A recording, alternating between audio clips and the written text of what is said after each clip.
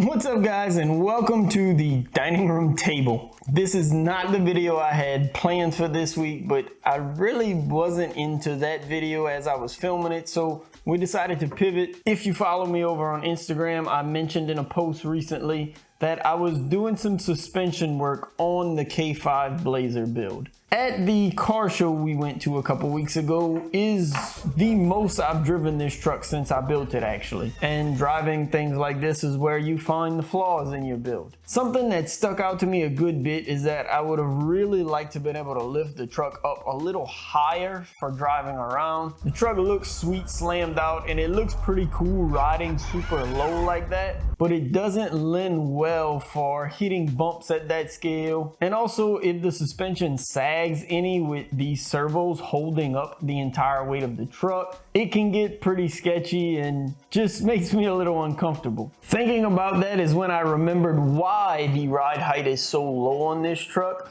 There's actually some clearance issues in binding. We'll get to the rear, maybe in another video, maybe today if we have time. Today I want to do a little proof of concept on the front because I've been wrapping my brain around this for a couple of days now, and I finally got some parts off the printer. So to catch you up, this is the original suspension I had built for this slammed Blazer. Nice and simple with just a steering knuckle here, I believe from an AR44 axle. And then you can see I have some rod ends with pivot balls. With the screw going through the top and bottom, I have a custom lower control arm that I created and an upper link. The shock mounts into it, and I have the cantilever for lifting and lowering with the servos.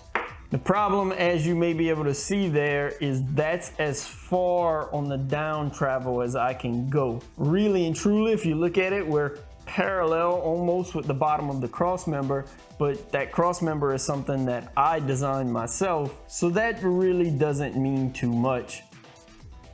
Our problem is I actually have a lot more travel with the cantilever, but these pivot balls won't allow this knuckle to travel any further down, limiting our ability to raise this truck up even higher. The fix for that is going to be to get rid of these rod ends and pivot balls completely, so we have to go to something more with a C-hub and a knuckle inside of that C-hub. Yes, I definitely could have just designed and modeled a C-hub that would fit around this knuckle, and believe me, I thought about it and played around with it, but the easy thing to do was just for me to pick up a C-hub and a knuckle. These are from the Tamiya CC01. It was a really cheap and available option that I could get in really quickly to do some designing around. First things first is going to be that pivot for the lower control arm, and then figuring out how to mount the upper.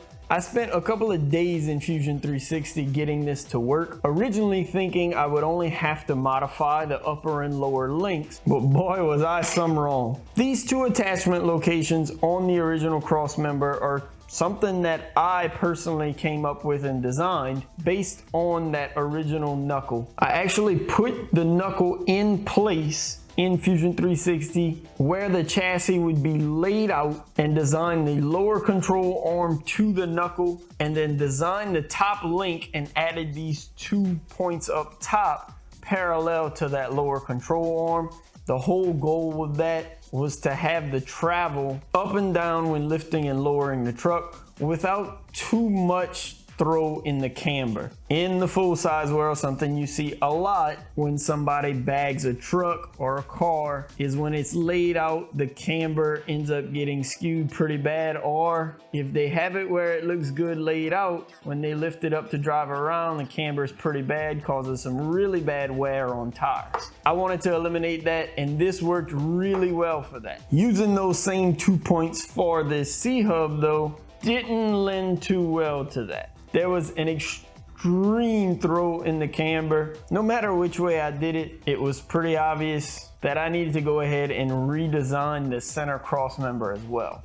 Pay no mind to this print not looking too great. This is gonna be a mock-up print but this is the new center cross member we're going to be using. You can see the upper pivot points are a little lower than before, and the lower one is actually higher. It's not lined up with the bottom of the cross member. You can see our new lower arms, also just a mock-up print, now are made to accept the C-hub. We'll use the same exact pins as before.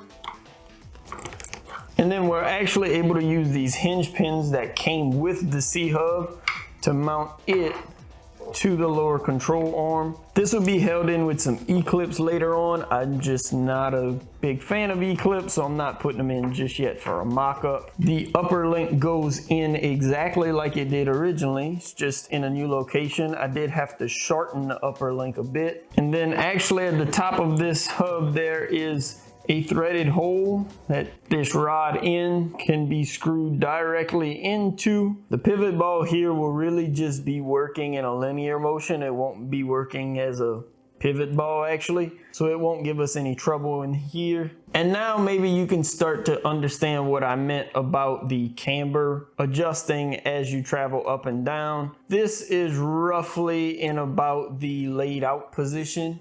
You can see our camber is already skewed a little, but as we lower the suspension, you can see that camber move, and you can already see how much extra ride height I'm gonna be getting. It looks like our camber should be pretty close to 0 when we're at ride height, which is really what we want. I did have to go ahead and modify the cantilever arms as well, just because of the position of the shock. And now with the shock installed, you can see we're gonna work the same exact way with the cantilever. Our servo will be attached in the same point here, and the servo will lift up our suspension. And we can go just about to there, which should give us an extra ½ inch roughly of lift on this truck. I think what I wanna do is actually mock up this other side of the suspension as well, and actually put it on the chassis, maybe mock up the wheels and tires back on and see just how high this will actually lift the front of the chassis. All right, with that all together now, you can already see what I meant by the camber. We have a pretty good positive camber here when the chassis is laid out. Something cool about this setup, with the chassis laid out, I should still be able to drive as long as I'm staying in a straight line. The chassis isn't rubbing here. Well, it is in the back, but like I mentioned, we're gonna get to the back in a different video. The suspension will be able to raise up, and it looks like we're gonna get a lot of height out of this. I haven't actually tried this out yet with the servos, so you're gonna see this real time with me. I've got the transmitter powered on here, and while plugging in this truck and turning it on, I'm actually gonna lift up the front end just to make sure if those servos snap to the raised position that I don't break anything before I can make sure that this works. All right. You can see the rear still works. Let's see how this front will do. Okay, nice slow motion, just like we wanted before. This is actually a little higher than our ride height is gonna be. I can drop this down a little bit because of the way I had to move the shocks around with these new arms. I do have to go ahead and adjust my endpoints. But lifting wise, this looks pretty promising, and I am not 100% lifted just yet. So we're gonna play with the endpoints now. I'm gonna try to get you lined up pretty straight.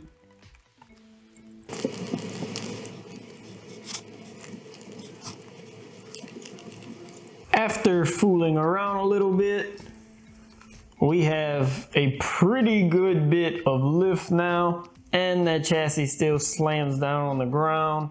Really loving the way this is setting so far. Only thing I don't really care for is the camber. You can see that camber doesn't change much. That's a pretty easy fix though. We're just gonna adjust the length of these top links. If we shorten them a bit, that ought to bring our camber closer to 0. And although we still may have some positive camber when the truck is laid flat, when it's lifted up, we ought to be pretty close or dead at 0. Another thing I noticed, I can actually get a little bit more lift out of the truck if I modify these cantilever arms a bit. You can probably see here they are rubbing together, hitting each other. So if I just take the bottom of that arm and shorten it just a bit so that there's a little clearance in between them there, we should actually be able to lift up a little higher, should have entire full range of motion of these servos and give us a little bit more lift. Looking at the way this is lifting so far, the front is actually higher than the back right now. So I think once we get the back figured out, we get this front completely figured out, this will be a pretty good fix. Should help me feel a little more confident when driving this truck. Let me know what you think down in the comments below. It was kind of painful to have to go back and redo the suspension that I spent so much time on this truck. But when you work on a project like this, you really want to get it right. I know I do anyway. So that'll be it for this little mock-up. Really good progress. I'm really happy to see the new suspension completed and working after what I've been through the past couple of days with it in Fusion 360. If you're interested in seeing more of the K5 Blazer again, make sure to leave a like and subscribe so you don't miss any new videos. Let me know if you want to see more of the suspension work and how I got to this point. We can walk through the Fusion 360 file and the iterations that I went through to get to this design that I'm at now. Hope y'all enjoyed, and as always, thanks again for watching. Peace.